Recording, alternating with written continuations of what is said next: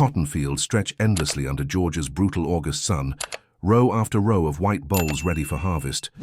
But 12-year-old Ezra stands motionless between the plants, his dark eyes fixed on the cloudless sky, calculating something no one else can see. His father, working 3 rows over, calls his name sharply. Idleness on the Pendleton plantation means punishment, and Thomas does not want his son whipped for daydreaming. But Ezra is not daydreaming. He is counting, measuring, predicting what the sky will become based on what it was last night, when the stars revealed their patterns. It is 1851, and the Pendleton plantation occupies 5,000 acres of prime Georgia farmland, its wealth built entirely on enslaved labor. 300 souls work this land, their lives measured by cotton yields, and their children born into the same bondage that claimed their grandparents. Ezra is one of these children, born to Thomas and Ruth, distinguished from other enslaved children only by his peculiar obsession with the night sky and his unsettling ability to predict weather changes days before they arrive. The gift, if such a cursed thing can be called a gift, revealed itself when Ezra was 7 years old. He woke one morning insisting that rain would come in 3 days, despite a forecast of continued drought from every white person consulted. The overseer beat him for spreading false hope that might disrupt work schedules. But 3 days later, rain fell exactly as Ezra predicted, breaking a dry spell that had threatened the entire harvest. Master Pendleton, a shrewd businessman despite his cruelty, took notice. Since then, Ezra has been unofficially designated the plantation's weather prophet. Before planting decisions, before harvest schedules, before any agricultural choice dependent on weather, Master Pendleton summons the boy for consultation. Ezra provides predictions with remarkable accuracy, not always perfect but correct far more often than chance would allow. He forecasts rain, frost, heat waves, and storm severity, his methods mysterious even to himself. He simply watches the stars each night, counts certain patterns, feels relationships between celestial movements and earthly weather, and knows what is coming. But knowing creates terrible responsibility. When Ezra predicts rain and is wrong, enslaved people suffer for wasted preparation time. When he fails to predict sudden weather changes, crops are damaged and punishments follow. His accuracy has improved living conditions slightly. Better advanced planning means less desperate scrambling, fewer injuries from rushed work, but it has also made him valuable, which is its own curse. Valuable slaves are never sold away, never freed, never allowed to escape the system that profits from their gifts. Ezra's method, which he has never fully explained to anyone, relies on observation patterns he discovered through years of study. He noticed early that certain star configurations correlate with weather changes approximately 72 hours later. When the constellation Orion appears particularly bright and Mars hangs low on the southern horizon, rain typically follows within 3 days. When the Pleiades cluster seems unusually dim despite clear skies, frost comes soon after. These correlations mean nothing to the white men who demand predictions. They only care about results. What Ezra has actually discovered, though he lacks scientific vocabulary to articulate it, is a crude form of atmospheric pressure prediction based on astronomical visibility. When high-altitude atmospheric conditions change, they affect how clearly stars appear. These same high-altitude changes often precede weather pattern shifts at ground level. Ezra cannot explain this in terms of meteorology or physics. He has never been taught to read or write, has never seen a science textbook, exists in a world where his intelligence is simultaneously exploited and suppressed. His parents worry constantly. Ruth especially fears that Ezra's value to Master Pendleton makes him a target. Other enslaved people might resent the slightly better treatment Ezra receives, occasional meals from the main house kitchen, exemption from the hardest fieldwork during planting seasons when his predictions are most needed. And if Ezra's accuracy ever declines, if his predictions fail repeatedly, Master Pendleton's favor could transform instantly into lethal anger. Thomas tries to teach his son caution, to predict conservatively, to hedge forecasts with qualifications that might protect him from blame when wrong. But Ezra, at 12, possesses the dangerous honesty of youth. He says what he sees in the stars, unable to calculate the political implications of each prediction. This terrifies Thomas, who has survived 4 decades of bondage through careful management of white expectations and meticulous avoidance of standing out. Tonight, after the work bell releases them to their cabin, Ezra will stand outside for hours, neck craned toward the heavens, counting stars with methods he has never shared. His younger sister, Ada, watches from the doorway, seeing her brother silhouetted against the vast Georgia sky, and wonders what he finds up there that makes him forget the cotton fields, the overseer's whip, the crushing weight of their bondage. She does not understand that Ezra looks at stars because they are the only free thing he is allowed to study, the only realm where his curiosity can roam without punishment. Master Pendleton stands on his columned veranda this same evening, drinking whiskey and watching the strange boy who stares at stars. He finds Ezra useful, certainly, but also unsettling. There is something in the child's eyes when discussing weather, an intelligence too sharp, a confidence too complete. Pendleton has made his fortune by controlling every aspect of his plantation, but he cannot control the sky, and he resents depending on a slave child to interpret it for him. September arrives with its characteristic Georgia heat, but Ezra predicts an early cold snap that will threaten the late cotton bloom if harvest is not accelerated. Master Pendleton, trusting the boy's track record, orders all available labor redirected to picking, creating 16-hour workdays that leave everyone exhausted but accomplish the goal. When frost hits exactly 5 days after Ezra's prediction, killing unharvested cotton on neighboring plantations while Pendleton's crop is safely stored, the master's profits soar. He rewards Ezra with a new shirt and shoes, luxuries that highlight the boy's special status while deepening other enslaved people's resentment. The phenomenon attracting attention beyond the plantation. Neighboring landowners hear about Pendleton's unusually successful harvest timing, inquire about his methods, learn about the slave boy who predicts weather. Several offer to purchase Ezra, seeing potential profit in his abilities.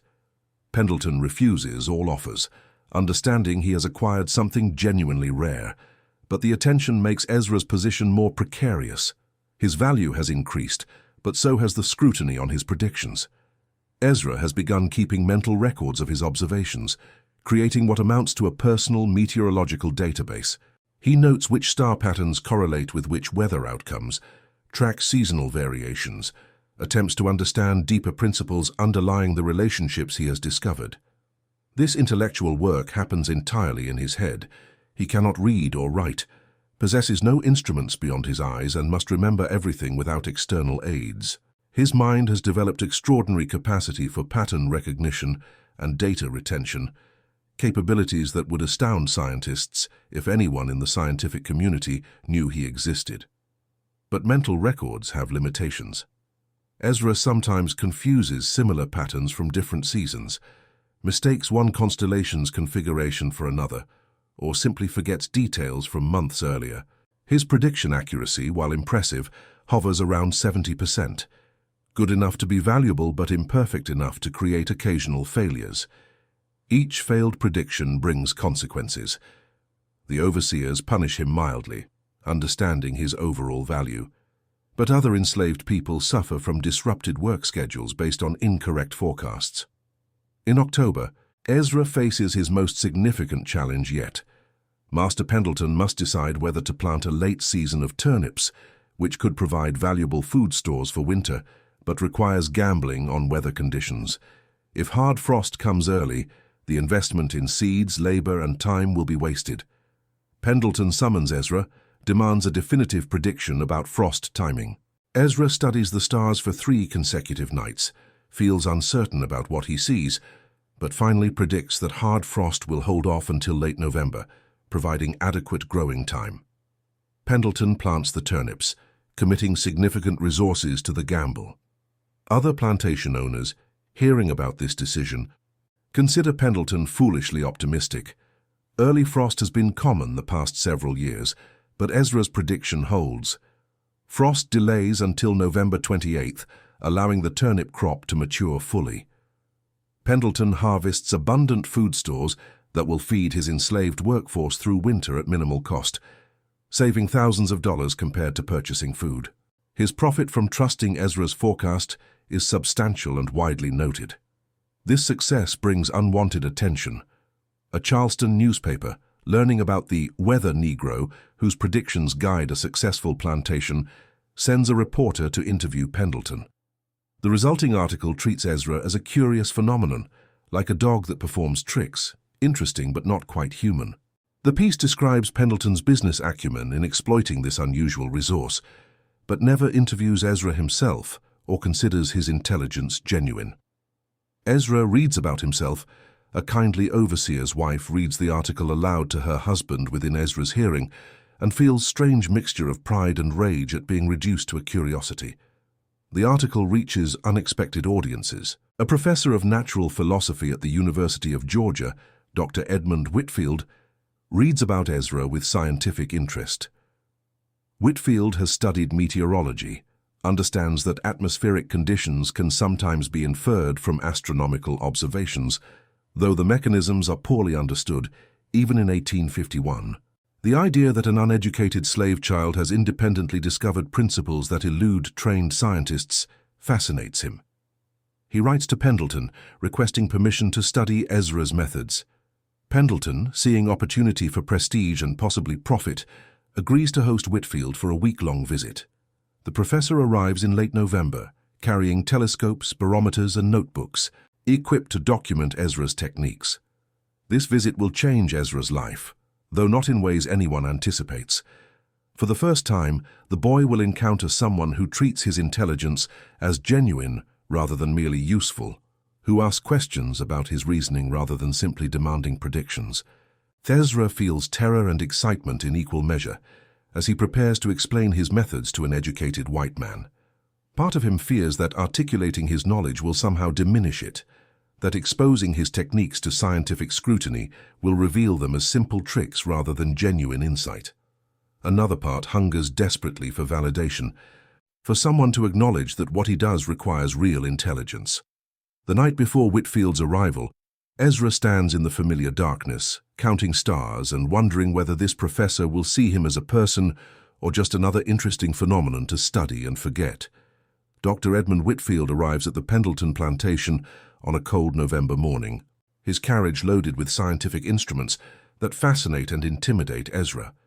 Whitfield is 42, prematurely gray, with the perpetual slight stoop of someone who spends too much time bent over books. He greets Ezra with unexpected courtesy, addressing him by name rather than as boy or you there, a small gesture that nevertheless shocks everyone present.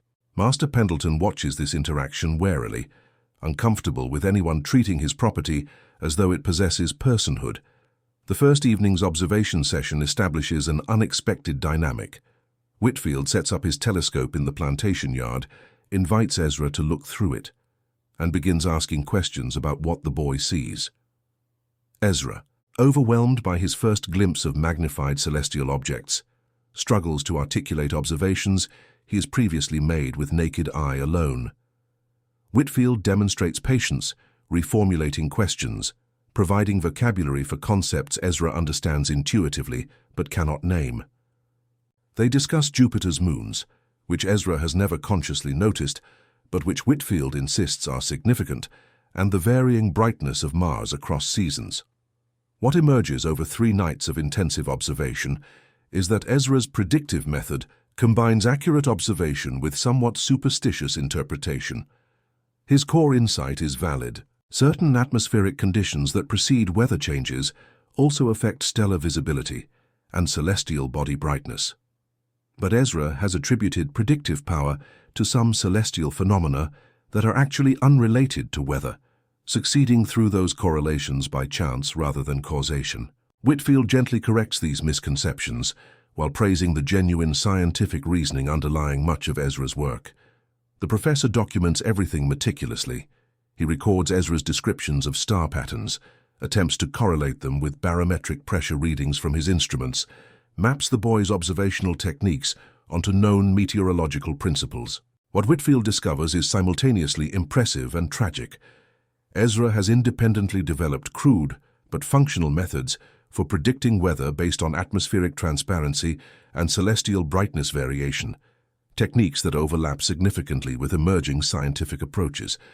Given education and proper instruments, Ezra could potentially contribute meaningfully to meteorological science. But as an enslaved child in Georgia, these possibilities remain theoretical. Whitfield faces an ethical crisis. He recognizes genuine intellectual capacity in Ezra, understands that the boy possesses rare observational gifts and analytical abilities. But Whitfield also understands the social and legal realities of 1851 Georgia. Ezra is property, owned by Pendleton as completely as the plantation's mules and cotton gins. No amount of intellectual ability changes this fundamental fact.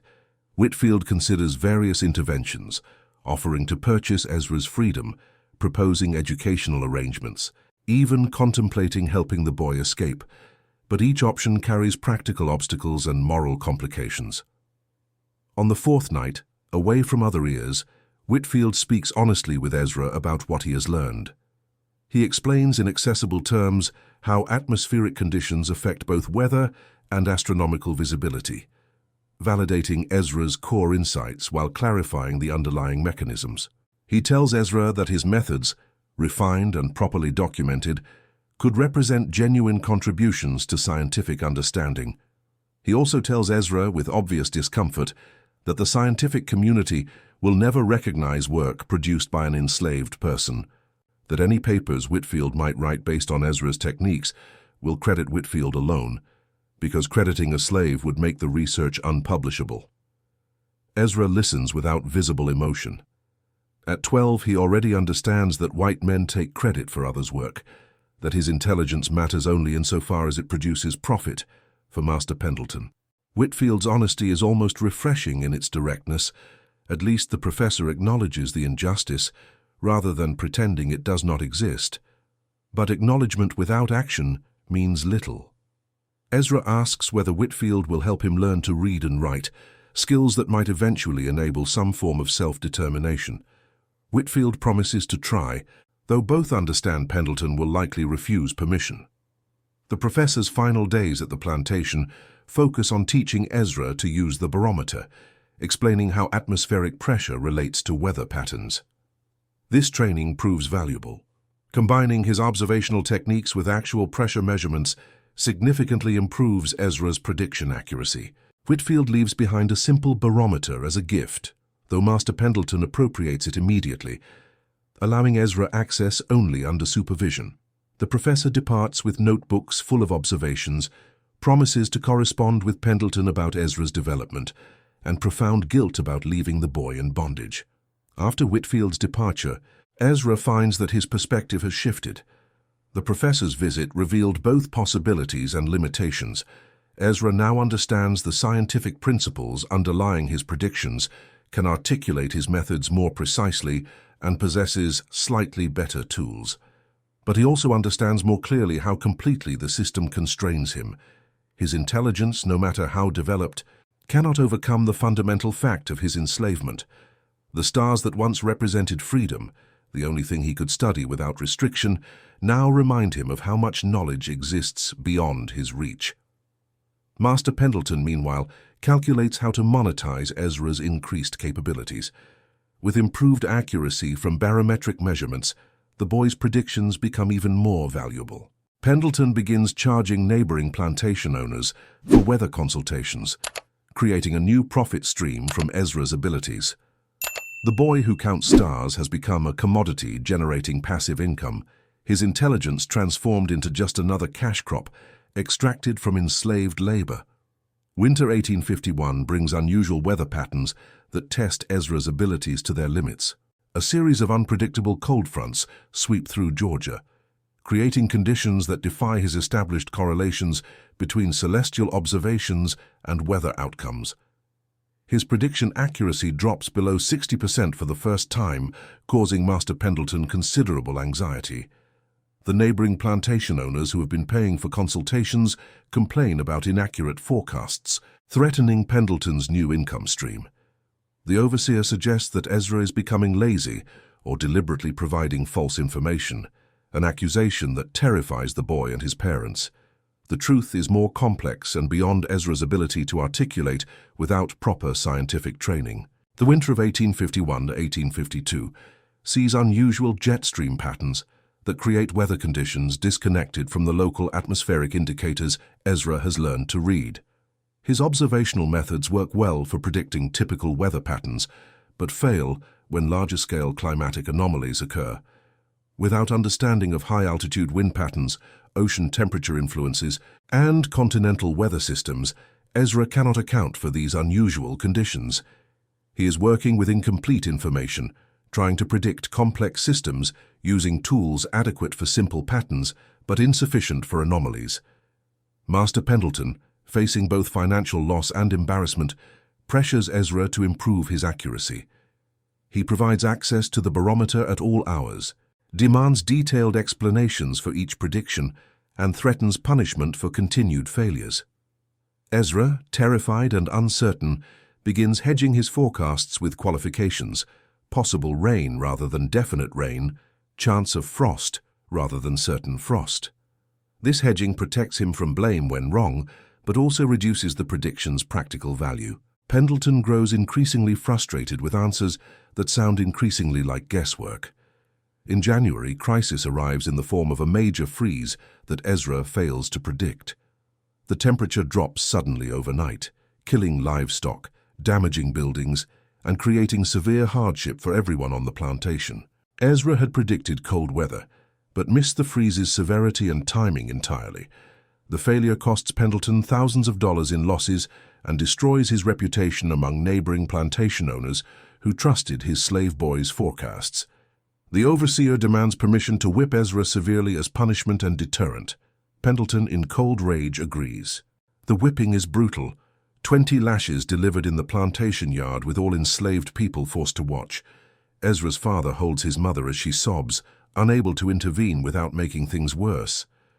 Ezra endures the punishment silently, each strike of the whip accompanied by calculations running through his mind. 20 lashes at approximately 0.8 seconds, each equals 16 seconds of acute pain, weeks of healing time, permanent scars, both physical and psychological. His mind retreats into numbers as the only refuge available, converting agony into abstract data as protection against complete psychological collapse. After the whipping, Ezra lies feverish in his family's cabin while infection threatens the wounds on his back. His mother treats him with herbal remedies, whispering prayers and apologies she knows he cannot hear through his pain-induced delirium. Thomas sits silently, grinding his teeth in helpless fury at a system that beats children for failing to predict the unpredictable. Ada, 9 years old, watches her brother suffer and learns the lesson the whipping was designed to teach. Being special means being vulnerable. Drawing attention means inviting pain. Recovery takes 3 weeks, during which Ezra's astronomical observations cease entirely. He lies on his stomach, unable to move without tearing healing flesh, staring at the cabin's rough ceiling and questioning everything. The stars that once fascinated him now seem indifferent, distant, irrelevant to the suffering below. His gift for prediction, which brought brief moments of pride and hope, has revealed itself as just another mechanism of exploitation and control. Master Pendleton values his abilities not for their scientific merit, but for their profit potential, and when profits disappoint, punishment follows. But during this recovery period, something shifts in Ezra's thinking. Perhaps it is the fever, perhaps the enforced stillness, allowing unusual reflection, perhaps simple desperation. But he begins considering possibilities he has previously dismissed as impossible. Escape. The word forms in his mind during long nights when infection brings hallucinations and pain prevents sleep. Escape. Other enslaved people whisper about runaways, about the North, about something called the Underground Railroad. Ezra has always considered escape impractical. He is only 12, knows nothing beyond this plantation, possesses no resources or connections, but lying with a scarred back in a dark cabin. He begins calculating probabilities and planning routes with the same systematic approach he applies to weather prediction. The calculations are brutal. His chances of successful escape are perhaps 5%. Most runaways are captured within days, and captured runaways face punishments far worse than whipping. The journey north is hundreds of miles through hostile territory, requiring resources, guidance, and extraordinary luck. Ezra is a child with no money, no reading ability, and no survival skills beyond what he has learned on the plantation. But 5% is not zero. 5% means the possibility exists, however remote. And after 3 weeks of fever dreams and brutal reality, 5% seems almost generous. When Ezra finally recovers enough to resume work, he returns changed. He performs his duties competently, resumes making weather predictions with careful hedging that protects him from blame. But his mind now operates on 2 levels, the surface level of compliance and survival, and a deeper level where he calculates escape possibilities, memorizes landscape features, and studies the night sky not just for weather patterns, but for navigational purposes. The stars that once predicted rain now might guide him to freedom if he can gather enough courage and opportunity to try. Spring 1852 arrives with perfect weather that Ezra predicts flawlessly, partially restoring his value to Master Pendleton. But Ezra no longer cares about accuracy or approval. His predictions have become mechanical, performances delivered without emotional investment. His real attention focuses on gathering information and resources for escape. He memorizes conversations overheard in the main house about roads, towns, and distances. He collects small items that might prove useful: a knife stolen from the kitchen, string salvaged from trash, a tin cup discarded by overseers. His parents notice the change, but cannot quite identify what has shifted. Thomas recognizes dangerous determination in his son's eyes, the same look he saw decades ago in men who attempted escape and never returned. He tries to warn Ezra indirectly, telling stories about captured runaways, emphasizing impossible odds. Ruth simply holds her son tighter during their brief evening hours together, as if physical closeness might prevent whatever she senses approaching. Ezra has set his departure for late June. Summer provides warm weather and long days useful for travel. The plantation will be busy with cultivation work, potentially delaying discovery of his absence. He calculates needing approximately 3 weeks to reach Tennessee, where he has heard underground railroad connections exist. 3 weeks means walking roughly 15 miles per night, navigating by stars, avoiding all human contact, surviving on foraged food and stolen supplies. The night before his planned escape, Ezra stands in darkness, counting stars one final time from the plantation that has been his entire world. He commits constellations to memory, traces navigation routes, and says wordless goodbye to the only sky he has ever known. Tomorrow night, those same stars will guide him toward impossible freedom or certain death. At 12 years old, Ezra understands the mathematics better than anyone. He will probably die attempting this escape, but probable death pursuing freedom seems preferable to certain bondage, and that calculation makes the choice clear. He thinks about his family, about Ada, who might hate him for leaving, about parents whose hearts will break when they discover his absence. But he cannot stay. The whipping demonstrated that his value to Pendleton provides no protection, that his intelligence makes him vulnerable rather than secure. Better to die free than live enslaved, even if free means only 3 weeks of running before capture. The stars wheel overhead in their eternal patterns, indifferent to human suffering below, and Ezra watches them with determination that transcends fear. Ezra disappears on June 23, 1852. Noticed missing at morning roll call, Master Pendleton's fury is immediate and absolute. He sends overseers and dogs to track the boy, posts rewards, alerts neighboring plantations. The search focuses initially on nearby woods and swamps where most runaways hide. But Ezra has already covered 20 miles, moving with speed born of desperate determination. He travels by night using celestial navigation, sleeps hidden during daylight hours, and maintains strict discipline about leaving no tracks. The first week proves hardest. Ezra's body, accustomed to plantation work but not sustained cross-country travel, screams in protest. Blisters form and burst on his feet. Hunger gnaws constantly. He has underestimated food requirements. His scavenged supplies inadequate for the journey's demands. Twice he hears search dogs in the distance, forcing him to wade through streams for hours to break his scent trail. But he persists, driven by mathematical certainty that stopping means capture, and capture means death. By the second week, Ezra has crossed into Tennessee. His stolen knife helps him survive. allowing him to set primitive snares for small animals. He learns to identify edible plants by observing what birds and animals eat. His weather prediction skills prove useful. He can anticipate rain, finding shelter before storms that would otherwise expose him to dangerous elements. The stars remain his constant companions, their positions more reliable than any human loyalty he has known. On day 17, Ezra encounters his first Underground Railroad contact in a way that seems almost miraculous. Collapsed from exhaustion near a small church, he wakes to find an elderly black woman offering water and bread. She asks no questions, simply gestures for him to follow. She leads him to a hidden cellar beneath the church where other runaways wait. These people, strangers united by shared desperation, share food and information. Ezra learns he is closer to freedom than he dared hope, perhaps one more week of travel with proper guidance. The network moves him north through a series of safe houses, each one operated by people risking everything to help strangers pursue freedom. Ezra meets white abolitionists and free blacks, Quakers and atheists, wealthy merchants and poor farmers, all united by conviction that slavery is evil worth fighting. Their courage astounds him. They possess freedom, but risk losing it to help those who have none.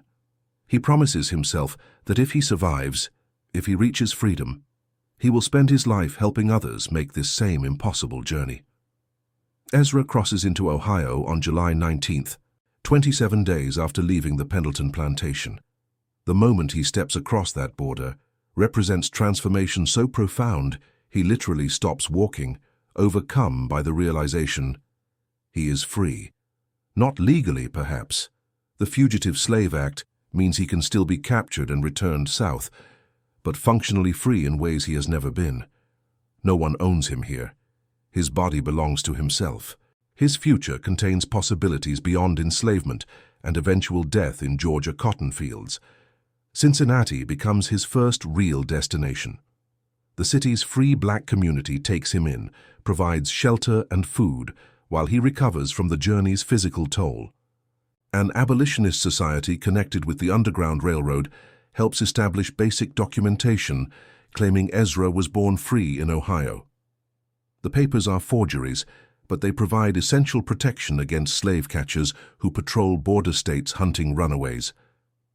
Ezra finds work with a printer, starting as a delivery boy, but quickly demonstrating unusual aptitude for mathematics needed in typesetting and layout calculations. His employer, a Quaker named Joseph Stern, who supports abolition, recognizes intelligence beyond typical for someone supposedly 12 years old with no formal education. When Ezra confesses his history and asks to learn reading, Stern agrees to teach him outside working hours. Learning to read transforms Ezra's understanding of his own gift. Stern provides access to books about astronomy, meteorology, and atmospheric science. Ezra discovers that his observational techniques align with emerging scientific approaches to weather prediction, that his intuitive understanding of how celestial visibility relates to atmospheric conditions has basis in actual physics. He reads about barometric pressure, learns about global weather patterns, understands for the first time why his predictions sometimes failed. The knowledge validates years of solitary observation while highlighting how much more he could have learned with proper education. By age 15, Ezra has developed his weather prediction methods into something approaching scientific rigor. He keeps detailed written records, correlating his astronomical observations with local weather outcomes, identifying patterns with statistical precision. His accuracy improves dramatically, with access to proper instruments and theoretical understanding. Word spreads through Cincinnati's community about the young man who predicts weather with remarkable reliability, useful information for farmers, merchants, and anyone whose livelihood depends on weather conditions.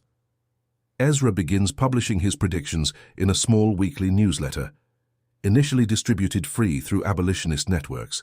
His forecasts prove accurate enough to attract paying subscribers. By 17, he has established a modest but sustainable weather forecasting service, selling predictions to farmers and businesses throughout Ohio. The irony is not lost on him. The same gift that made him valuable property in Georgia now provides income as a free man, except now the profits belong to him. He never returns to Georgia, never learns what happened to his family after his escape.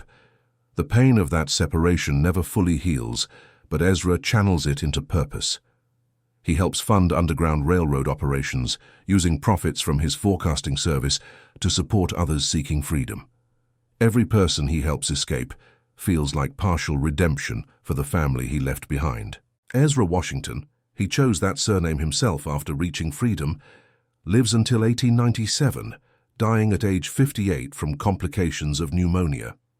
By then, he has become a respected figure in meteorological circles, though racism prevents full recognition of his contributions. His weather prediction methods, refined over decades, demonstrate uncanny accuracy for the limited instruments available in his era. Modern meteorologists studying his preserved journals recognize that Ezra independently discovered relationships between atmospheric transparency, celestial brightness, and weather patterns that would not be formally understood until decades after his death. His core insight, that high-altitude atmospheric conditions affecting stellar visibility often precede ground-level weather changes, represents genuine scientific understanding. Ezra documented how dust, moisture, and pressure variations at high altitudes alter how clearly stars appear, and how these same variations indicate developing weather systems. He created detailed correlation tables between specific celestial observations and weather outcomes 72 hours later, essentially developing a crude but functional long-range forecasting method using only naked-eye observations and a barometer. The formula Ezra developed, though never expressed mathematically during his lifetime due to limited education, can be reconstructed from his detailed journals. It essentially weights stellar brightness observations against barometric pressure trends, accounting for seasonal variations and geographical factors. Modern atmospheric scientists recognize this approach's validity. High-altitude conditions do affect both astronomical visibility and subsequent weather, though the relationships are far more complex than Ezra could have known. His 70% accuracy rate, using only these simple methods, is remarkable given the limitations of 1850s technology. Ezra's legacy extends beyond meteorology. He trained dozens of young people, mostly former slaves and their children, in practical sciences and mathematics. He wrote extensively about his experiences, creating one of the few first-person accounts of slavery written by someone who escaped as a child. His weather forecasting service, continued by his students after his death, operated until the early 20th century, providing valuable agricultural predictions for small farmers who could not afford expensive meteorological consultants. The story of the slave boy who counted stars to predict rain becomes part of Underground Railroad folklore, inspiring others to recognize that intelligence and capability exist independent of legal status. Ezra's life proves that systematic observation, logical reasoning, and mathematical thinking can develop even in complete absence of formal education, that human minds seek understanding, regardless of the social circumstances attempting to suppress them. His journals, preserved in the Cincinnati Historical Society archives, remain available to researchers. Modern meteorologists occasionally reference them when studying the history of weather prediction, marveling at what an enslaved child accomplished through pure observation and reasoning. Climate scientists note that some of Ezra's recorded observations from the 1850s provide valuable historical data about atmospheric conditions during that period, contributing to understanding of long-term climate patterns. But perhaps Ezra's most important legacy is simply this: he refused to accept that enslavement defined his potential. Despite being denied education, beaten for failures, exploited for profit, and treated as property rather than person, he developed his gifts, pursued knowledge, and ultimately claimed freedom. The stars that helped him predict weather also guided him to liberty, and once free, he used his abilities to help others achieve what he had. That journey from Georgia cotton fields to Cincinnati scientific recognition represents triumph not just of one remarkable individual, but of human potential itself, demonstrating that no system of oppression can completely suppress the mind's drive to learn, understand, and create. Ezra Washington died free, surrounded by students and friends, his weather predictions still being consulted throughout Ohio. The boy who counted stars became a man who changed his small corner of the world, one accurate forecast and one freed slave at a time. His formula still works today. When researchers replicate his methods, not because it represents sophisticated meteorology, but because it captures real atmospheric relationships that modern science has since explained in greater detail. He saw what others missed, counted what others ignored, and turned observation into liberation. Every family hides secrets, some so dark they should never see the light of day. Here, we open the doors to those shadowed pasts, uncovering hidden crimes, silent pacts, and stories that echo like ghosts through the halls of memory.